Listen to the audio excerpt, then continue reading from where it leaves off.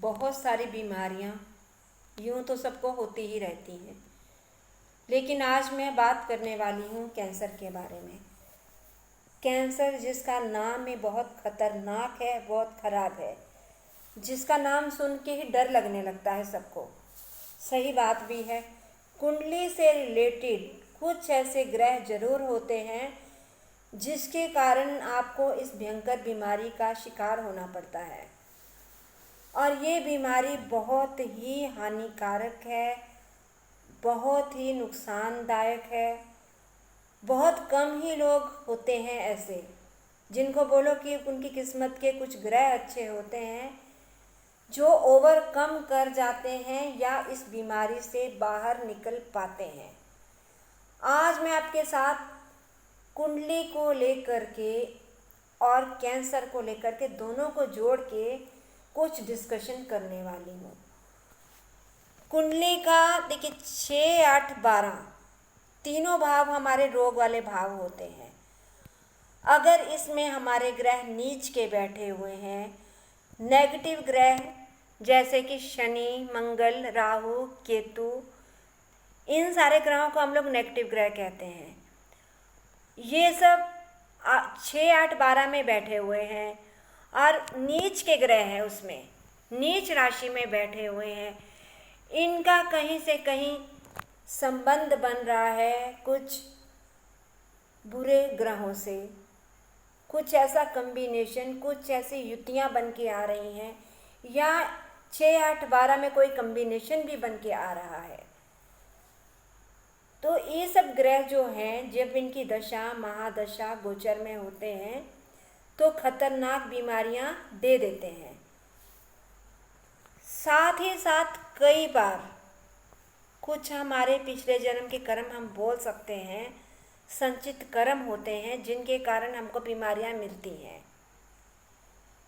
लगन में ही कई बार कुछ ऐसे ग्रह बैठ जाते हैं जिन पर खतरनाक ग्रहों की दृष्टि आ जाती है, या वो कुछ ऐसे ग्रहों पर दृष्टि डाल रहे हैं जिनके साथ दोनों का मेल हो जाता है और वो एक भयानक बीमारी के रूप में जातक के सामने आ जाते हैं।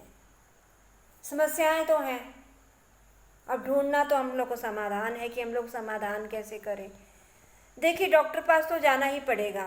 तबीयत खराब है, डॉक्टर से दवा तो लेनी पड़ेगी।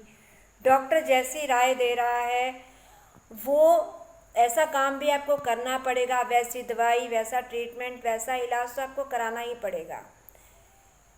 इसके साथ साथ फिर भी कुछ ऐसी रेमेडीज़, कुछ ऐसे उपाय ज़रूर होते हैं जिनके साथ आप अपनी बीमारी से निजात पा सकते हैं, और ऐसा बहुत चमत्कार हुए भी हैं। बहुत सारे ऐसे आज तक चमत्कार हुए हैं कि लोग भयानक से भयानक बीमारी से निकल के सामने आ गए हैं। देखिए, सबसे पहले तो मैं जहाँ तक बोलूँ, सबने सुन रखा है महामृत्युंजय का जाप। उस जाप को हम पहले तो मैं बोलूँगी खुद से करते रहना चाहिए। थोड़ी भी कुछ तबीयत में गड़बड़ है, कुछ लग रहा है भयानक बीमारी के संकेत हैं, खुद से जितना हो सके 108 बार, 51 बार, जितना हो सके आप उसको मंत्र जाप करना ही है। रुद्राभिषेक किसी पंडित से करवाइए। संकल्प लेकर के महामृत्युंजय का जाप किसी पंडित से जो कि अच्छा जानकार हो, साथ ही साथ उसको जरूर करवाएं। ये बहुत ज़रूरी है, तभी आपको लाभ मिल सकता है। साथ ही साथ अगर लग रहा है बीमारी ज़्यादा है, समस्या का समाधान नहीं हो पा रहा है, ये उपाय के साथ साथ अपनी पूरी कुंडली का विश्लेषण जरूर करवा लें, और उस कुंडली के आधार पर कुछ ऐसी उपाय, कुछ ऐसी रेमेडीज़ आप करें। बहुत कुछ ऐसा होता है, कैंसर जैसी बीमारी का उपाय भी है।